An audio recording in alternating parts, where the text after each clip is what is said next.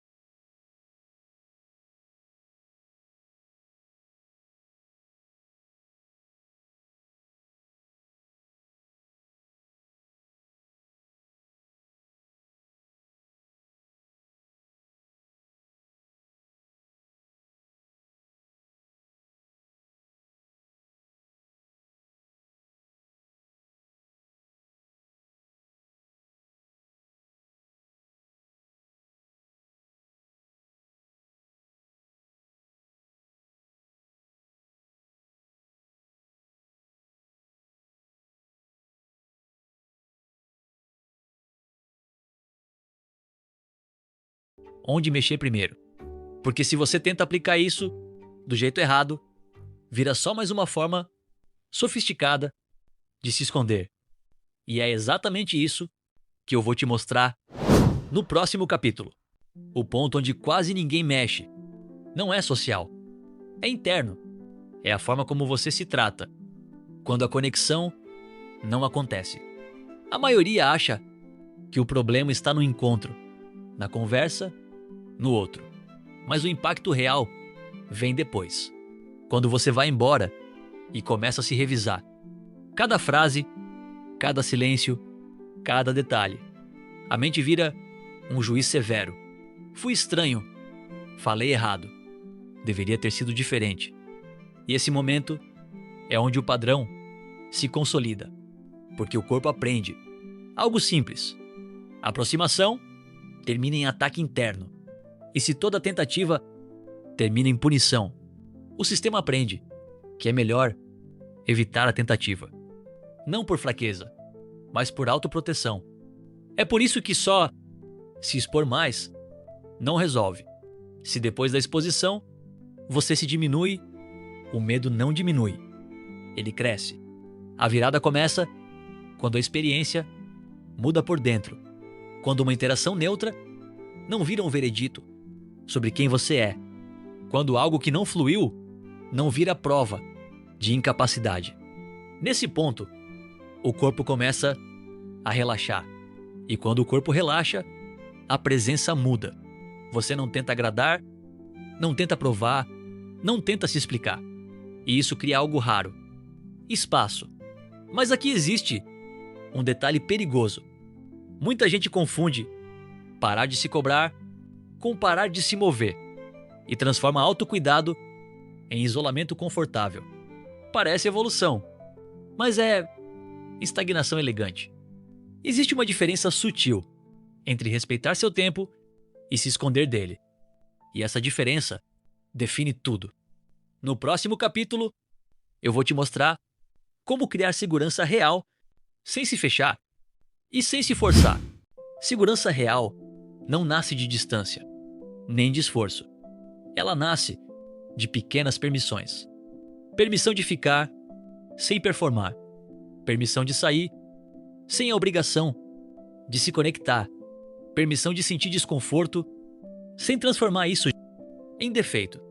A maioria das pessoas, com esse padrão, acha que precisa escolher ou se expor demais, ou se proteger totalmente. Mas segurança mora no meio. É quando você se aproxima sem expectativa de resultado. Não para fazer amizade, não para criar vínculo, mas só para existir ali.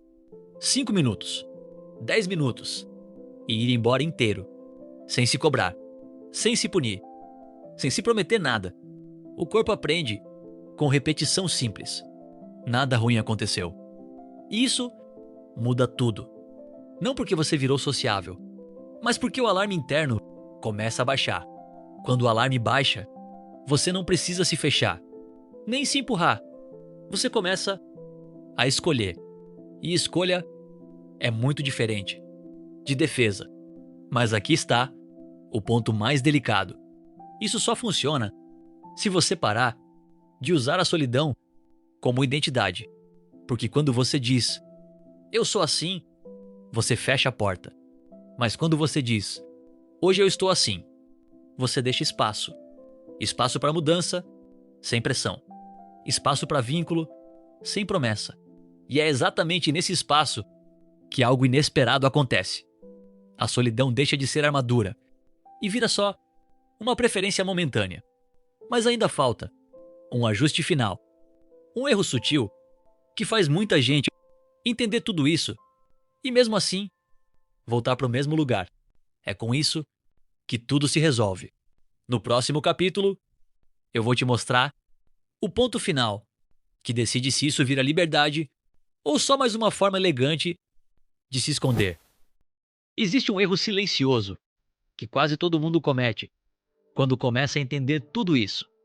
Usar a explicação como abrigo. A pessoa entende que o isolamento foi proteção, que o medo faz sentido, que nada disso surgiu do nada. E isso traz alívio.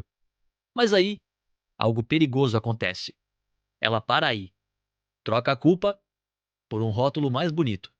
Sou sensível, sou seletivo, sou diferente. E sem perceber, usa a compreensão para não se mover. Isso não é consciência, é medo. Mais confortável, porque entender o padrão não é o mesmo que viver diferente. A verdadeira virada não acontece quando você se explica.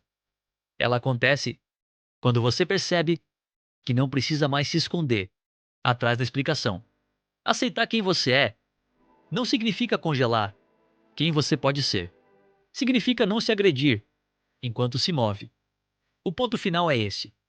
Você não precisa deixar de gostar, de ficar sozinho, nem virar alguém expansivo, nem se forçar a nada. Você só precisa parar de usar a solidão como escudo contra o risco. Quando a solidão vira escolha, ela descansa. Quando vira defesa, ela aperta. E isso muda tudo. Porque a pergunta deixa de ser: por que eu sou assim? E passa a ser: isso aqui está me protegendo ou está me encolhendo? Essa pergunta, quando feita com honestidade, muda decisões pequenas, convites, presenças, ausências. E decisões pequenas mudam trajetórias inteiras. Mas atenção, isso tudo só funciona se você não cair no erro mais comum. O erro que transforma autoconhecimento em mais uma prisão silenciosa. E é exatamente isso que eu explico no vídeo que está na tela agora.